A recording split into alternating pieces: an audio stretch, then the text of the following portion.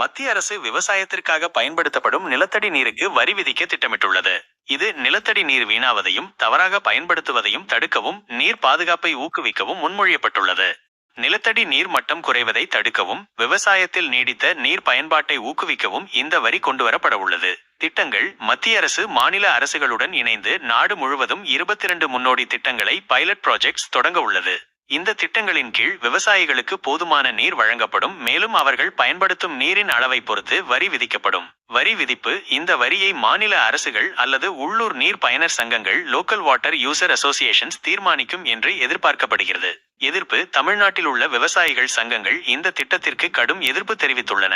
ஏற்கனவே உள்ள நீர் பற்றாக்குறை மற்றும் நிதிச்சுமை காரணமாக இந்த வரி விவசாயிகளுக்கு மேலும் சுமையை ஏற்படுத்தும் என்று அவர்கள் வாதிடுகின்றனர். அதிகார வரம்பு: இந்திய அரசியலமைப்பின் கீழ் விவசாயம் மற்றும் நீர் இரண்டும் மாநில பிரிவுகளின் கீழ் வருவதால் இந்த வரி விதிப்பு மாநில அரசுகளின் பங்களிப்புடன் செயல்படுத்தப்படும். சுருக்கமாக, மத்திய அரசு நிலத்தடி நீர் பாதுகாப்பு மற்றும் ஒழுங்குபடுத்தும் முயற்சியில் இந்த வரியை அறிமுகப்படுத்த திட்டமிட்டுள்ளது. ஆனால்